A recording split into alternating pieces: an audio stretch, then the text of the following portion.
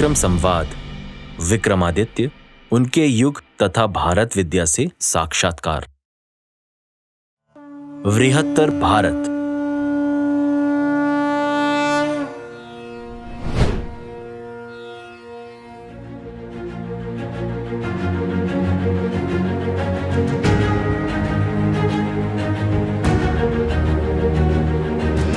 अखंड भारत में पराई मंदिर का नाम लोक कथाओं का अहम विषय रहा है, किंतु इस मंदिर की वास्तविकता और भौगोलिक स्थिति को लेकर स्पष्टता नहीं थी।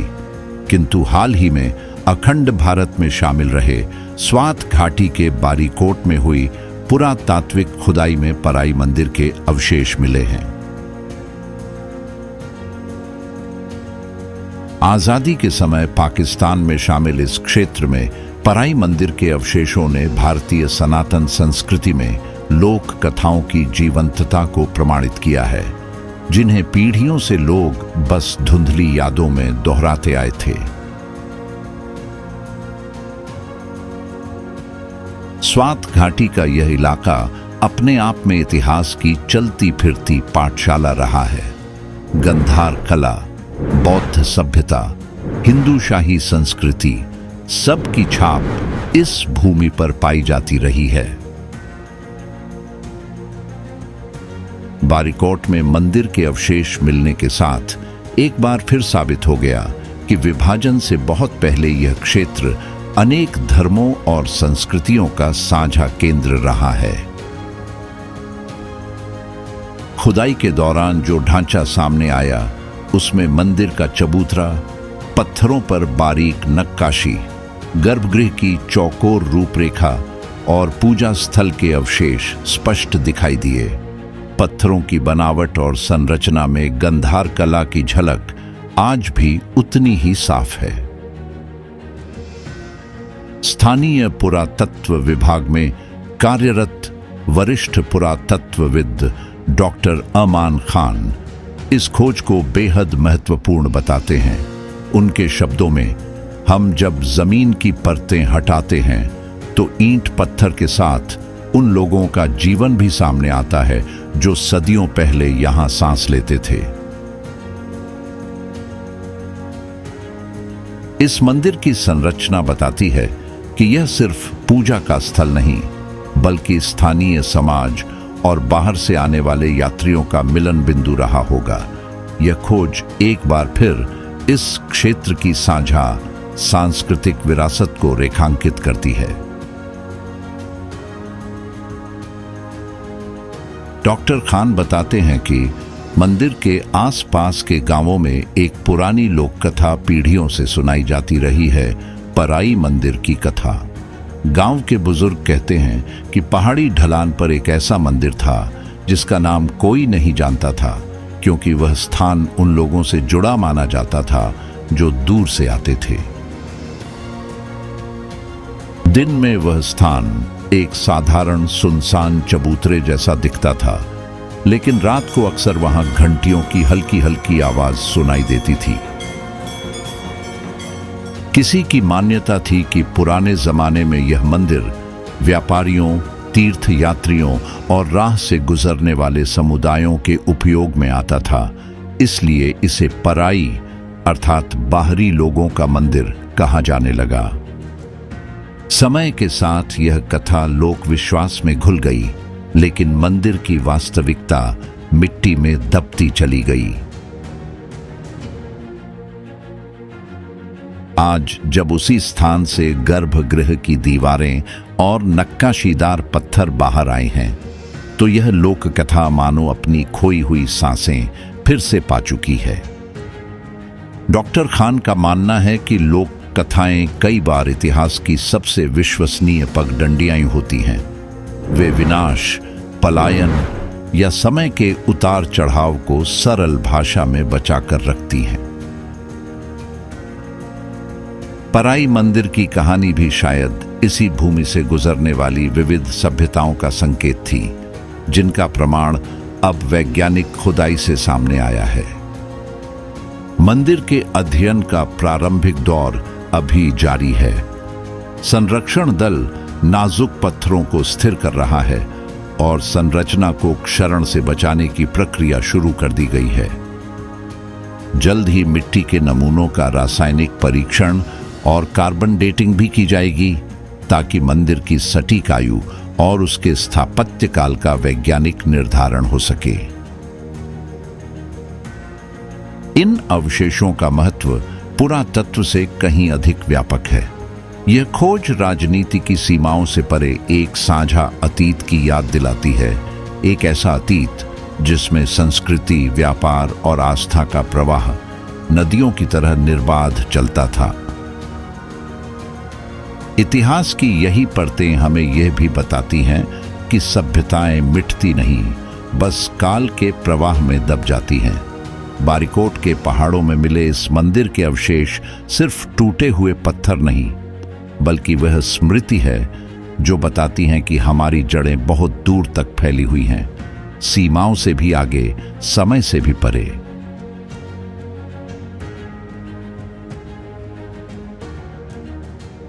भारत उत्कर्ष।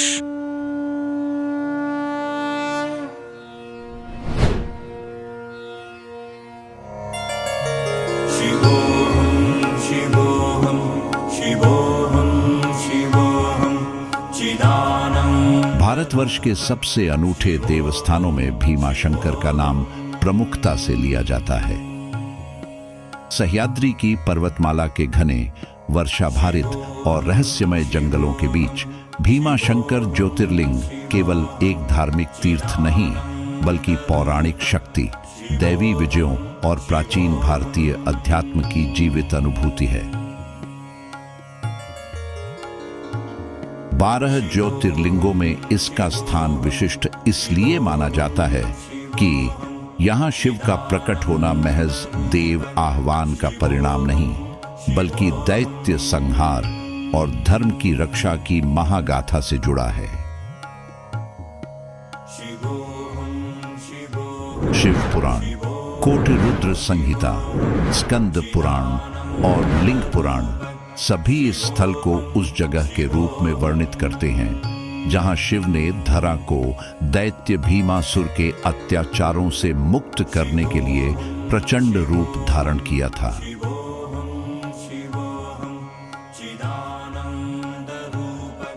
सह्याद्री के इस दुर्गम क्षेत्र को प्राचीन ग्रंथों में दक्षिण आरण्य कहा गया है, एक ऐसी तपोस्थली जहां अगस्त्य, कश्यप और परशुराम जैसे ऋषियों ने साधना की। सहस्रों वर्षों से इस पर्वत श्रेणी की कठोरता, वन गहनता और मौन वातावरण शिव के निवास से जुड़ी अनेक पौराणिक स्मृतियां संजोए हुए हैं। भीमाशंकर का शिवलिंग स्वयंभू माना जाता है। इसका उभार धरती के गर्भ से ऐसे निकलता है जैसे महाशक्ति के कंपन से चट्टान स्वतः फट पड़ी हो। शिवलिंग गहरे काले रंग का है, लेकिन इसकी सतह पर एक हल्की चांदी जैसी आभा दिखाई देती है। वर्षा ऋतु में इस लिंग पर जल की एक महीन धारा स्वाभाविक रूप से रिसती रहती है, जैसे स्वयं शिव गंगा जल का स्पर्श स्वीकार कर रहे हों। इसे स्थानीय लोग त्रिपुरा जलधारा कहते हैं और विद्वान इसे सह्याद्री पर्वत की विशिष्ट भूवैज्ञानिक संरचना से जोड़कर ऊर्जा क्षेत्र का प्रमाण बताते हैं। गर्भगृह का छोटा आकार, उसका अंधेरा और भीतर व्याप्त असामान्य शांत ऊर्जा हर श्रद्धालु को यह एहसास कराती है कि यहाँ देवत्व केवल पूज्य नहीं, बल्कि साक्षात अनुभूत है। पौराणिक कथा के अनुसार भीमाशंकर का यह क्षेत्र दैत्य राजकुमार भीमासुर से जुड़ा है, जो कुंभकर्ण का पुत्र था। पिता की मृत्यु का समाचार सुनकर उसकी माता कर्णावती ने उसे बताया कि उसके वंश का नाश राम यानी विष्णु के अवतार के कारण हुआ। प्रतिशोध लेने के संकल्प से भीमासुर ने कठोर तप करके ब्रह्मा जी से ऐसा वर प्राप्त किया कि देवता उसे न मार सके। इस वरदान के बाद उसने तीनों लोकों में उथल पुथल मचाई, ऋषियों के आश्रम उजाड़े और अनेक देवताओं को कैद कर लिया। सह्याद्री की उन्हीं वादियों में वह ऋषि कमलाजन को भी बंदी बनाकर ले आया, जिन्होंने शिव का आह्वान किया। उनकी पुकार पर शिव प्रकट हुए और दैत्य भीम के साथ भीषण युद्ध हुआ। कहते हैं कि उस युद्ध की गूंज आज भी सह्याद्री के तूफानी मौसम में सुनाई देती है। अंततः शिव ने भीमासुर का वध किया और इसी क्षण जिस स्थान पर उनका ज्योति स्वरूप प्रकट हुआ, वह भीमा शंकर ज्योतिर्लिंग के रूप में प्रतिष्ठित हो गया। मंदिर का वर्तमान स्वरूप हेमाड़पंती स्थापत्य का अद्भुत उदाहरण है। मोटी पत्थर की शिलाएं बिना गारा छूने के जुड़ी हुई हैं, मानो पर्वत स्वयं इसकी रचना कर रहे हों। शिखर और दीवारों पर अंकित नक्काशियां रामायण और विविध शिव कथाओं का स्मरण कराती हैं। यह भी माना जाता है कि यहाँ के मंदिरों में अनेक संशोधन यादव वंश, मराठा सरदारों और पेशवा शासन में हुए। नाना फडणवीस ने यहाँ के मार्ग, मंडप और घाटियों को व्यवस्थित कराया। मंदिर के पीछे बहने वाली भीमा नदी के बारे में लोक कथाएं कहती हैं कि शिव के प्रचंड तेज से जलधारा फूटी और इसी के कारण इसका नाम भीमा पड़ा। इस नदी के आरंभ स्थल को आज भी अग्निशिखा धारा कहा जाता है, जिसका जल कभी समाप्त नहीं होता। यद्यपि यह क्षेत्र अत्यंत दुर्गम था, पर कुछ विदेशी यात्रियों और विद्वानों ने इसका उल्लेख किया। ब्रिटिश काल के पुरातत्वविद जेम्स बर्ड ने इसे पत्थरों के बीच छिपा वह पर्वतीय देवालय, जिसे मनुष्य नहीं प्रकृति स्वयं रचती प्रतीत होती है। रिचर्ड टेम्पल ने गैजेटियर ऑफ बॉम्बे प्रेसिडेंसी में इसकी कठिन यात्रा, भीषण वर्षा वाले जंगल और अचानक खुलते प्राचीन मंदिर का वर्णन किया है। यूरोपीय धार्मिक विचारक मॉन्टगोमेरी वॉट ने इसे Indic mountain shrine of high energy कहते हुए उल्लेख किया कि भारत की पर्वतीय शिव परंपरा विश्व की सबसे पुरानी निरंतर जीवित पर्वत देवता परंपरा है। भीमा शंकर की खोज को लेकर भी एक रोचक लोक कथा प्रचलित है। कहा जाता है कि मध्यकाल में जब यह पूरा क्षेत्र घने जंगल से ढक गया था, तब कुछ सिद्ध योगियों ने यहाँ साधना के दौरान धरती में छिपे तेज का अनुभव किया। जब उन्होंने शिलाओं को हटाया तो शिवलिंग का स्वयंभू स्वरूप प्रकट हुआ। बाद में यहाँ मंदिर का निर्माण हुआ और समय के साथ यह पर्वतीय साधना का प्रमुख केंद्र बन गया। भीमा शंकर का महत्व सिर्फ इसलिए नहीं कि यहाँ ज्योतिर्लिंग स्थापित है, बल्कि इसलिए भी कि यहाँ देव, दैत्य और ऋषियों की दुनिया का संगम दिखता है। जहाँ पौराणिक इतिहास, प्रकृति की अदृश्य शक्तियां, अद्भुत स्थापत्य और मानव साधना एक ही स्थान पर एकत्र होते हैं। यह वह भूमि है जहां शिव ने धर्म की रक्षा के लिए स्वयं प्रकट होकर दैत्य का विनाश किया, जहां पर्वतों की नाड़ी, वनों की सांस और बादलों की गूंज मिलकर एक कालातीत आध्यात्मिक अनुभूति रचती है। भीमा शंकर आज भी वही ऊर्जा समेटे हुए है, अडिग, प्राचीन और दिव्य।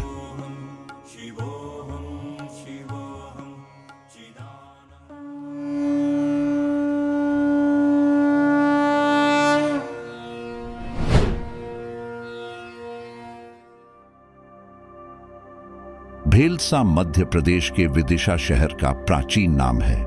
प्राचीन काल में इसे वैदिशा, भैरसा और भेलसा जैसे रूपों में जाना जाता रहा। गुप्तकालीन अभिलेखों, शिलालेखों तथा प्राचीन यात्रियों के वर्णनों में इस क्षेत्र का उल्लेख मिलता है। यह वही स्थान है जहां शुंग वंश के संस्थापक पुष्यमित्र शुंग की राजधानी मानी जाती है और जहां सम्राट अशोक के काल का विश्वविख्यात हेलियोडोरस स्तंभ, जो गढ़ा मंदिर स्तंभ, भगवत भक्त वासुदेव स्तंभ आदि नामों से स्थापित है। स्थानीय लोक धारणा है कि यहां प्राचीन काल में भैरस या भैरसनाथ का एक रूप पूजा में था।